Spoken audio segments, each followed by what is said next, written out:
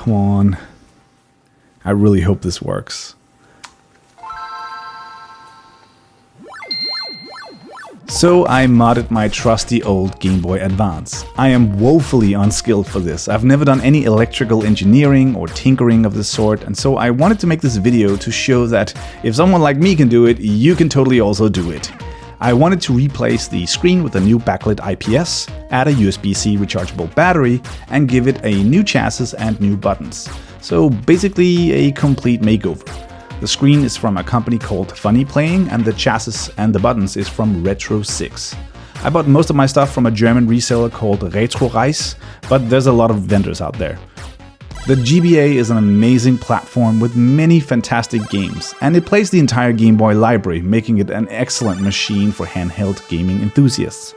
It's also a prime candidate for an upgrade. Except for the GBA SP, the screen wasn't backlit, meaning that those beautiful color pixels wasn't really done justice, and the modding community has really made it easy to purchase off-the-shelf parts that require minimal assembly. There's a lot of amazing people modding handhelds, and I got sucked into this a few months back and ordered all these parts.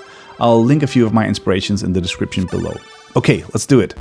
So to begin with, I had to disassemble my old GBA. Just a few screws and you can pop the back shelf right off, disconnect the old screen with the cable connector, and carefully remove the PCB. I gave mine a thorough cleaning with some isopropyl alcohol and a few cotton swabs. After that, I wanted to test the new IPS screen to make sure that it worked before assembly. I have no idea what I'm doing, and so I fidget and Google a lot, trying to follow online guides. But I finally managed to connect the new screen to the PCB inside the new shell with 2 AA batteries just to confirm that yes, thankfully, the screen turns on. Seeing that Game Boy logo in full color on a modern screen was pretty awesome. So next up was the part that I've been dreading, soldering. Last time I held a soldering iron was in arts and crafts in school many years ago. Here I borrowed my father-in-law's huge soldering iron with a comically large tin coil. This part is actually optional on most mods, but if you want to be able to control the backlight on the IPS panel, you need to solder 3 wires from the cable connector to the PCB. I held my breath and got it done.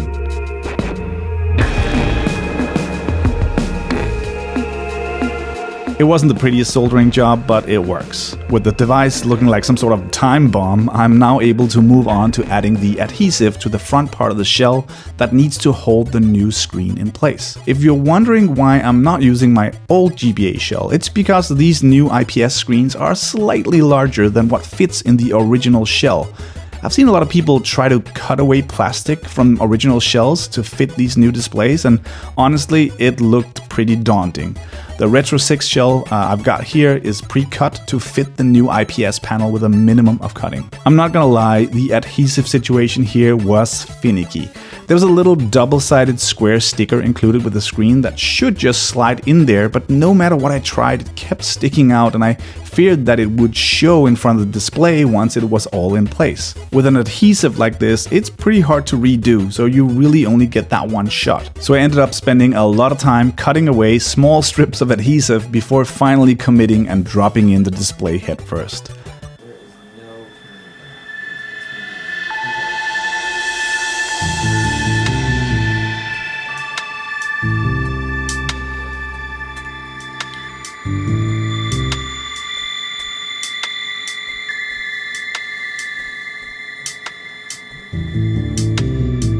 Still tucking in some of that adhesive behind the plastic shell.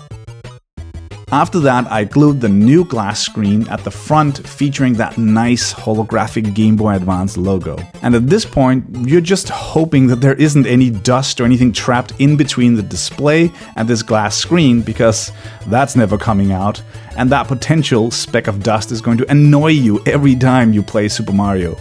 After that, it's assembly time. Feeling very much like an electrical engineer on an iPhone factory, I start to fold together the pieces. I tape up the cable connector to separate it from the PCB, trying to avoid any potential future short-circuiting. I don't know, I saw clever people do that and it looks cool. Whatever. After that, I drop in the new rubber pads and attempt to fit it all into the back shell. It took a few tries to cable manage these wires I had soldered on. I kept getting them snagged on things, and you really don't want them to get close to any mechanical parts that will take wear, like under a button or something like that, putting on new shoulder buttons and then screwing everything together. Don't do this. I had to disassemble and assemble the whole thing a few times because some of the buttons weren't registering presses in a way that I liked. Turned out that it was a rogue wiring and slight offsets in the button placement. The key takeaway here is to not screw anything together until you're sure it's working like you want it to.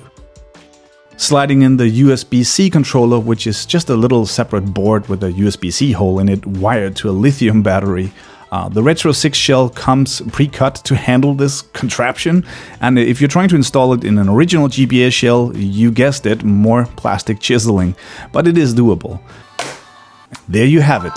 This Game Boy now features a beautiful color backlit IPS panel, giving a whole new life to these games I grew up with.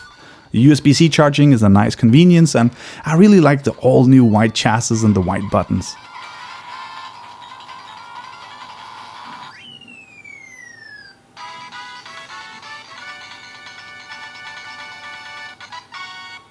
This probably looks much harder than what it really was. Most of the vendors who sell these parts have very good step-by-step guides, and there's way awesomer YouTubers than me who have done very nice videos to walk you through it. So if you have an old Game Boy and you're at all considering this, I just say go for it. If you've watched this far, I'd love to hear what your favorite Game Boy game is and why. Leave a comment down below.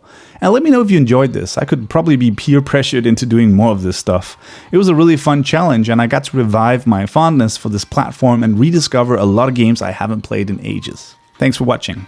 Oh, and like and subscribe and all that stuff. You know.